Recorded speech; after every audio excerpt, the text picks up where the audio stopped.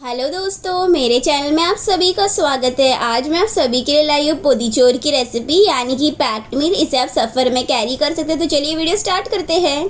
तो सबसे पहले हम कैरी की चटनी बनाएंगे। इसके लिए हमने छोटा मिक्सी जार लिया है।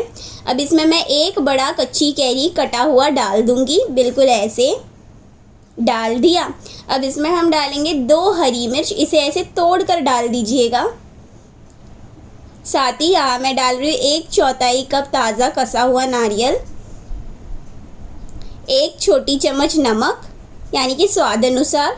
अब मैं ढक्कन लगा दूंगी और बिना पानी मिलाए आपको इसे अच्छे से बारीकी से इसे पीसना होगा।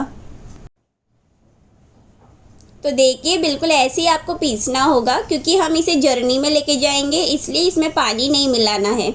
अब इसे मैं एक कटोरे में डाल देती हूँ, बिल्कुल ऐसे। और देखते ही देखते हमारी कैरी की चटनी तैयार है। चलिए हम बनाते हैं पोटैटो स्टर फ्राई। उसके लिए यहाँ मैं एक फ्राई पैन में 2 बड़ा चम्मच तेल डाल रही हूँ। इस तेल को हम मध्यम आंच में गर्म होने देंगे। जैसे ही तेल गर्म हो जाता है, यहाँ मैं डाल रही हूँ 1 छोटी चम्मच राई। राई चटकते ही हम डालेंगे आधी छोटी चम्मच जीरा, 1 तार कड़ी पत्ते की, बिल्कुल ऐसे तोड़कर डाल दीजिएगा। अब यहाँ मैं डाल रही हूँ 4 लहसुन की कलियाँ कुचली हुई। अब हम इसे बस कुछ सेकंड के लिए धीमी आंच में मिलाएंगे, ताकि ये जो लहसुन की कच्ची खुशबू है वो सब चली जाए। अब तीखापन के लिए यहाँ मैं डाल रही हूँ 2 हरी मिर्च कुचली हुई। अब हम कुछ सेकंड के लिए ऐसे मिला देंगे। साथ ही यहाँ हम डालेंगे 1/4 छोटी चम्मच हल्दी पाउडर, ये सिर्फ रंग के लिए। अब इसे भी मैं मिला दूँगी, बिल्कुल ऐसे। 2 कच्चे आलू कटे हुए, बिल्कुल ऐसे ही आपको काटना होगा। तो बड़ी आसानी से ये सब्ज़ी बन जाती है बिना प्याज के, और बहुत स्वादिष्ट लगता है। अब यहाँ मैं डाल रही हूँ स्वाद अनुसार नमक। तो मैं यहाँ 1 छोटी चम्मच ही डाली हूँ। अब इसे भी मैं अच्छे से मिला दूँगी और बस 1/4 गिलास पानी डालूँगी। थोड़ा सा ही पानी, ज़्यादा नहीं, बिल्कुल इतना। डालने के बाद हम इसे भी अच्छे से ऐसे मिला देंगे, बिल्कुल ऐसे। और अब हम इसे ढककर धीमी आंच में 10 मिनट के लिए पकाएंगे।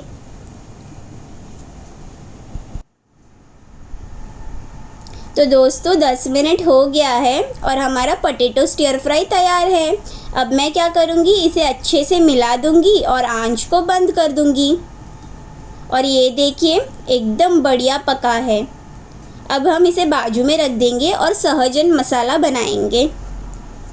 तो सहजन का मतलब होता है ड्रमस्टिक या फिर मोरिंगा।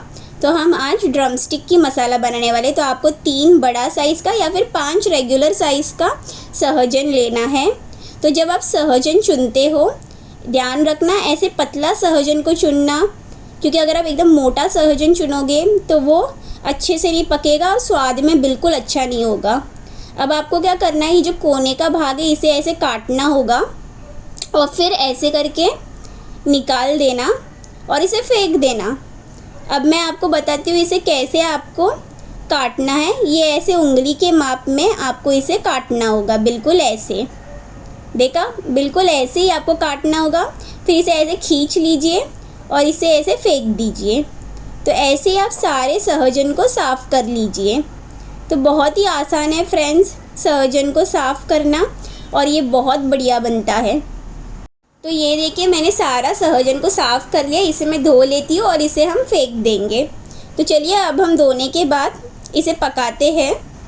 तो यहाँ मैं ये सॉस पैन में ये धोया हुआ सहजन को ऐसे डाल दूँगी, बिल्कुल ऐसे। साथ ही हम डालेंगे 2 टमाटर कटे हुए,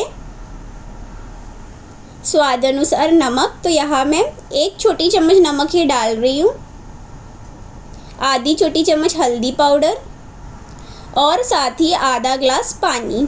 बस इतना ही पानी डाल दीजिएगा, बिल्कुल ऐसे डाल दिया। अब हम क्या करेंगे, ढक्कन लगा देंगे और मध्यम आंच में 10 मिनट के लिए इसे पकाएंगे।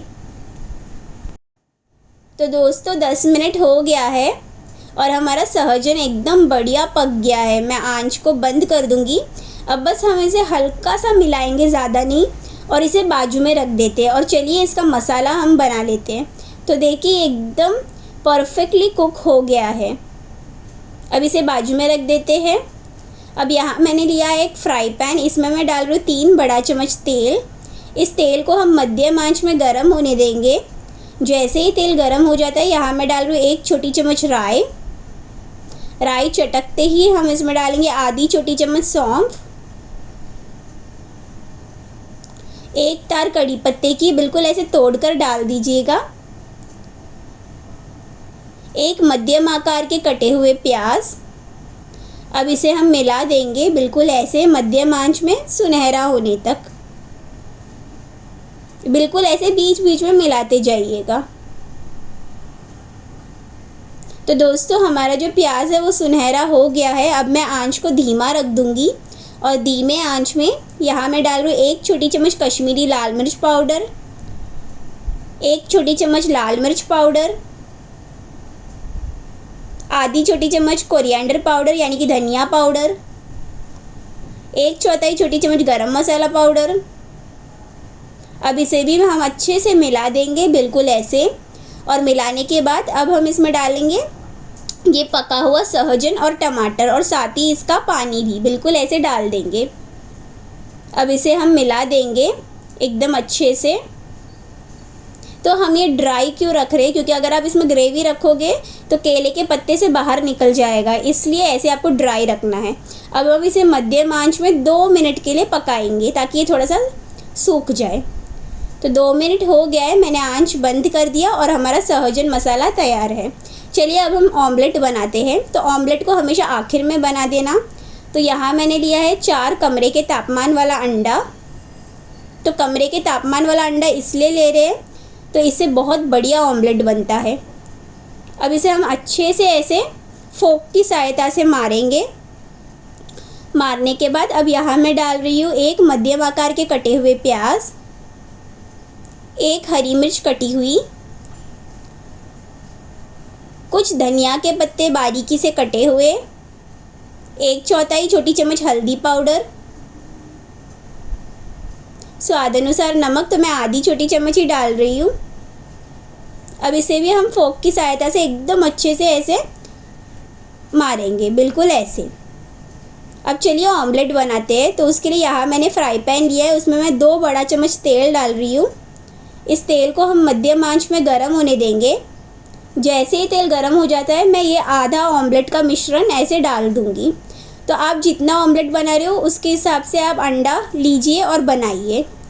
अब मैं क्या करती हूँ, ऐसे खींचती हूँ और जो ऊपर जो ऑमलेट का मिश्रण है वो ऐसे साइड में आ जाता है, तो एकदम परफेक्ट ऑमलेट बनता है। अब इसे हम मध्यम आंच में 2 मिनट के लिए पकाएंगे। तो 2 मिनट हो चुका है। अब हम सावधानी से इसे पलट लेंगे बिल्कुल ऐसे, और इसे बस 10 सेकंड के लिए मध्यम आंच में पकाएंगे। तो 10 सेकंड हो गया है, मैंने आंच बंद कर दिया और इसे हम ये प्लेट में डाल देंगे और हमारा ऑमलेट तैयार है। अब फ्रेंड्स यहाँ मैंने केले का पत्ता लिया है। इस केले के पत्ते को मैंने धो लिया था और धोने के बाद सिर्फ पानी से धोया था, फिर साफ़ कपड़े से मैंने पोंछ लिया था। तो अब हम कर रहे हैं हीट ट्रीटिंग मेथड। ये मध्यम आंच में मैं कर रही हूँ।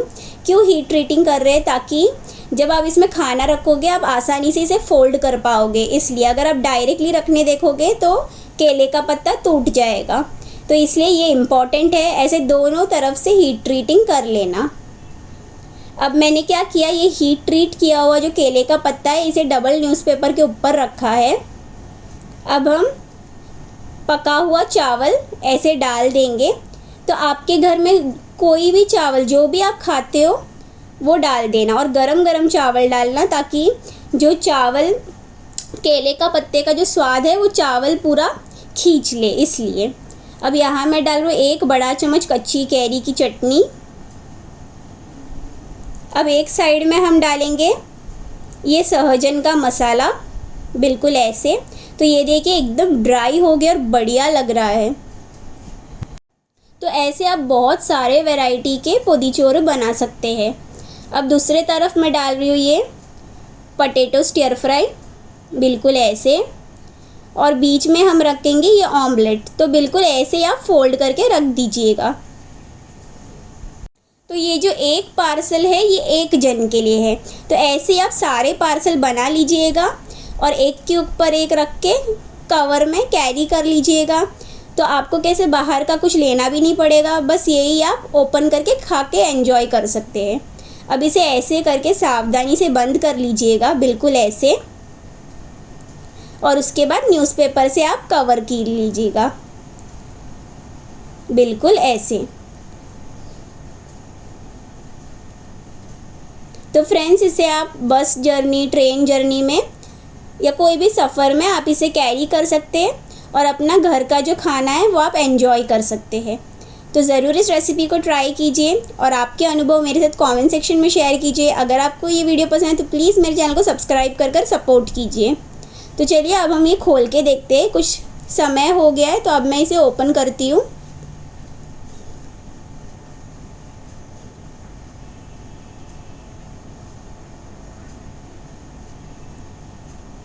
और ये देखिए दोस्तों, हमारा पोदीचोरे तैयार है। एकदम बढ़िया लग रहा है। तो ज़रूर इसे ट्राई कीजिए। देखने के लिए धन्यवाद।